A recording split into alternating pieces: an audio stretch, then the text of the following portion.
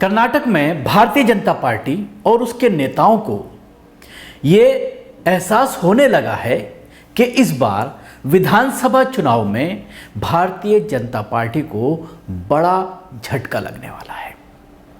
यही वजह है कि लगातार भारतीय जनता पार्टी से नेताओं का पार्टी छोड़ने का सिलसिला जारी है। पिछले तकरीबन 1-1.5 महीने में 1 दर्जन से ज़्यादा भारतीय जनता पार्टी के नेताओं ने पार्टी छोड़कर अलग अलग पार्टियों को ज्वाइन किया है। अभी कल एक बड़ा मामला सामने आया।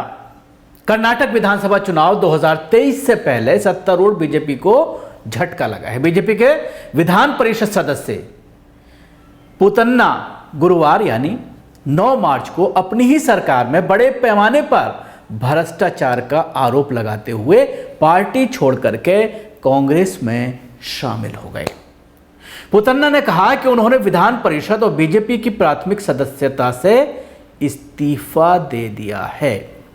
एक बड़ी अहम बात इस मामले में मैं आपको बताना चाहूंगा। पुतन्ना ने 2020 में ही विधान परिषद ज्वाइन किया था और 2026 तक 6 साल का टर्म होता है एमएलसी का, तो 2026 यानी लोकसभा इलेक्शन के 2 साल बाद तक उनकी टर्म पूरी होती। लेकिन उसके बावजूद उन्होंने सिर्फ 2 साल में ही इस सदस्यता से इस्तीफा दे दिया, जो एक बड़ा संकेत है कि भारतीय जनता पार्टी की राज्य में कितनी बुरी स्थिति है, किस तरह की दशा वहां पर दिखाई दे रही है, किस तरह की हालत पार्टी की दिखाई दे रही है। क्योंकि ये मौसम को पहचानने वाले नेता हैं और 4 बार एमएलए रहे हैं, तजर्बेकार हैं। भारतीय जनता पार्टी को छोड़ने की वजह इन्होंने जो बताई है वो भी काफी अहम है। भ्रष्टाचार का आरोप लगाया है। अभी 1 हफ्ता पहले ही आपने देखा किस तरह से कई करोड़ रुपया भारतीय जनता पार्टी के एक एमएलए के घर से बरामद हुआ। पहले उनके बेटे से 40 लाख रुपए रिश्वत के मामला सामने आया और उसके बाद जब घर की तलाशी ली गई तो इस तरह का ये पूरा क्लियर सामने आया है। और देश की राजनीति में सबसे ज्यादा भ्रष्टाचार अगर किसी राज्य में बताया जाता है तो वो है कर्नाटक। और जिस तरह से आपने देखा था कि जनता दल सेकुलर और कांग्रेस की जो सरकार थी, मुश्तरका सरकार, उसको हटाने के लिए किस तरह से खेल किया गया, भारतीय जनता पार्टी ने किस तरह से एमएलए को तोड़ा, कितना पैसा खर्च किया गया वो भी आपने देखा था, सुर्खियों में आया था। हजारों करोड़ रुपया खर्च किया गया एमएलए पर। लेकिन सब कुछ करने के बाद जिस तरह से वहां पर हिंदू कार्ड लगातार खेला जा रहा है, सबसे ज्यादा बुर्के को लेकर जिस तरह से निशाना बनाया जा रहा है मुस्लिम महिलाओं को, और हिंदूवादी संगठन जिस तरह से वहां पर सक्रिय हैं, मेलों में मुसलमानों की दुकानें नहीं लगाई जा रही हैं, उसके अलावा गाय के गोश्त पर पाबंदी लगाई गई है। ये तमाम चीजें होने के बावजूद, हिंदू कार्ड खेलने के बावजूद, हिंदुओं को और मुसलमानों को बांटने की नाकाम कोशिश करने के बावजूद हालात जो नजर आ रहे हैं उससे भारतीय जनता पार्टी के पैरों से सत्ता खिसकती हुई नजर आ रही है। और ये मैं नहीं कह रहा हूं, बल्कि जो वहां पर सियासी गलियारों में जो सक्रिय हैं, जो बारीकी से सियासत को समझते हैं, जो सियासत से जुड़े हुए लोग हैं, उनका ये कहना है कि भारतीय जनता पार्टी का बुरी तरह से सफाया होने वाला है। वरिष्ठ नेता पुतन्ना विधान परिषद के 4 बार के सदस्य रह चुके हैं। उन्होंने बेंगलुरु शहरी, बेंगलुरु ग्रामीण और रामनगर जिले में शिक्षक निर्वाचन क्षेत्र का प्रतिनिधित्व किया है। पुतन्ना को अक्टूबर 2020 में विधान परिषद के लिए दोबारा चुना गया था और उनका कार्यकाल अक्टूबर 2026 को खत्म होता था। पुतन्ना ने मीडिया में कहा कि आज मैं इस निर्णय पर पहुंचा हूं और बीजेपी की प्राथमिक सदस्यता और विधान परिषद की सदस्यता से इस्तीफा दे दिया है।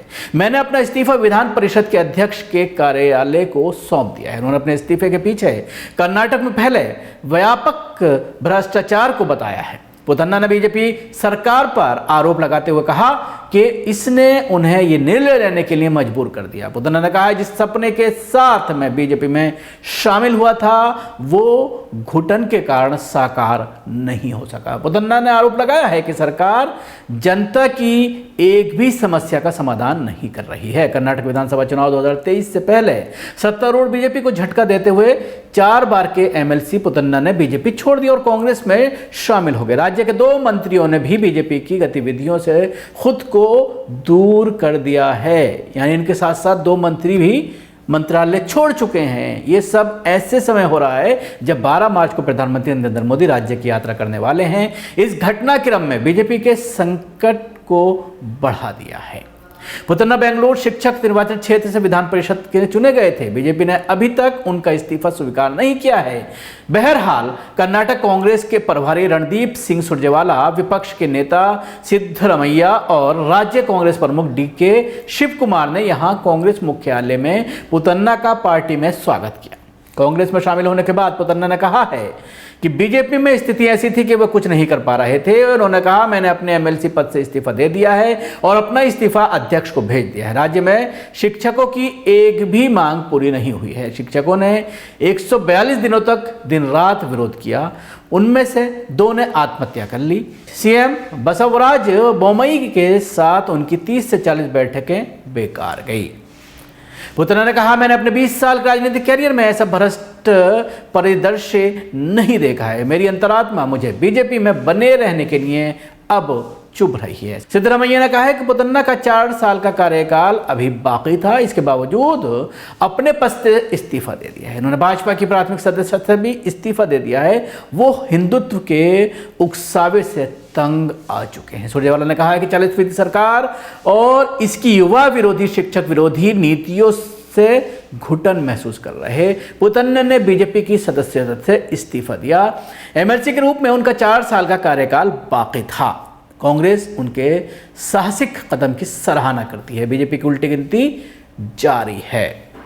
कर्नाटक में विधानसभा चुनाव 2023 में होने में बस कुछ महीने का वक्त रह गया है। राज्य की 244 सीटों में के लिए बीजेपी और कांग्रेस के बीच सीधी लड़ाई है, जहां कांग्रेस पूर्व मुख्यमंत्री सिद्धरमैया और डीके शिवकुमार के नेतृत्व में चुनाव लड़ने जा रही है। वहीं बीजेपी की तरफ से मुख्य चेहरे पूर्व मुख्यमंत्री बीएस येदियुरप्पा और प्रधानमंत्री नरेंद्र मोदी हैं। अभी इससे पहले भी कर्नाटक में भारतीय जनता पार्टी को एक और झटका लगा था। पार्टी के 2 बड़े लिंगायत नेता एचडी थम्मैया और केएस किरण कुमार दोनों नेताओं के साथ कांग्रेस में शामिल हो गए थे। करीब 2 दशक से बीजेपी के लिए काम कर रहे एचडी थम्मैया ने चिकमगलूर से चुनाव टिकट नहीं दिए जाने पर नाराजगी जताई और इस्तीफा दे दिया था। तो आप देख सकते हैं किस तरह से नेताओं का भागने का सिलसिला पार्टी से जारी है और ये एक बड़ा झटका भारतीय जनता पार्टी के लिए माना जा रहा है। शुक्रिया। आपको हमारी कोशिश कैसी लगी जरूर बताएं। हमारे यूट्यूब चैनल को सब्सक्राइब करना ना भूलें।